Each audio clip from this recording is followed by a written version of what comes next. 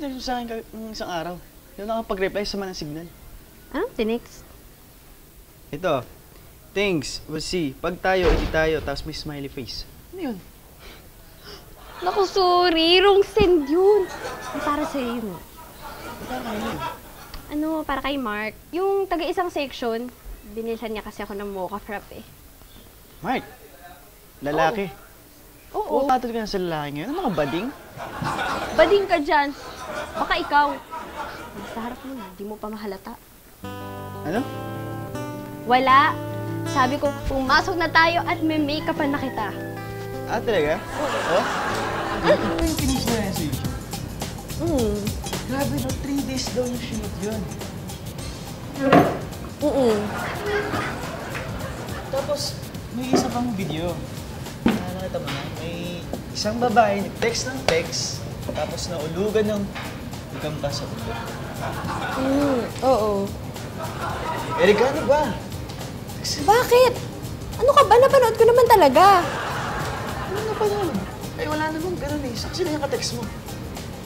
Ah, ito. Si Mark, text ng text eh. Nangungulit. Di sagutin mo na. Ano?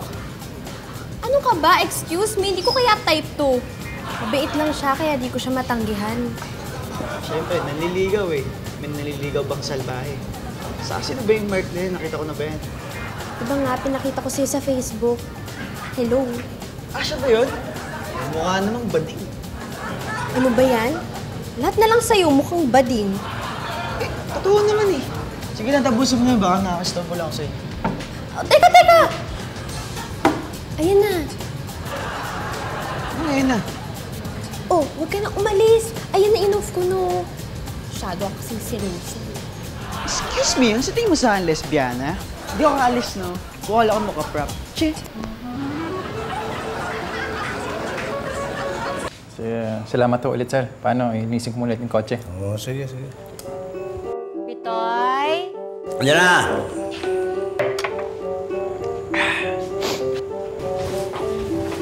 Akin na yan. Tulungan ko na kayo. Thank you.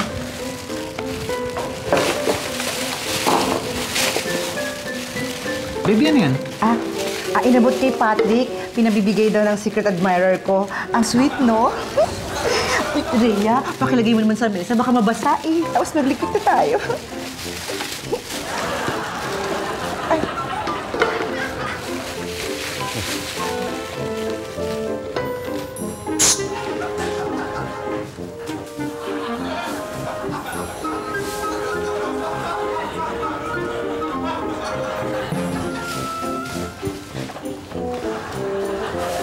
Ano? Sige, sir. Magkano? 10,000. Di ba sobra? Di ba? Good boy.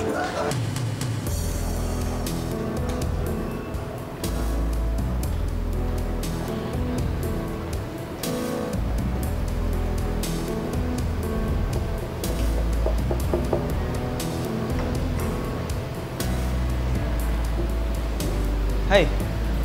Uy! Ginagawa mo dito? Wala. Wala pa yung kadate mo? Ito naman yung kadate eh. Tsaka mukhang di na darating yun. Ako, sigurado ako hindi na darating yun. Bakit? Eh, yung sinabi ko niya sa kanya kanina eh. Sabi ko, busy ka. Ha? Bakit mo ginawa yun? Di ba sabi mo sa akin kanina, gusto mo, text ko yung gusto ko sabihin? Yun, sinabi ko.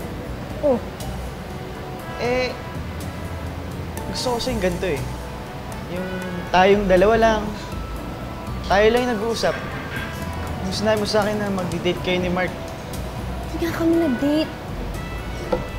Okay. Kasi nung sinabi mo na lumabas kayo ni Mark, parang hindi ko matanggap. Nagselos ka? Pero, gusto ko yung ganito eh, yung tayong dalawa, tayong laging magka-text, tayo yung mag-date. Kita mo. Teka lang ah. Never mo kaya ako niyaya mag-date.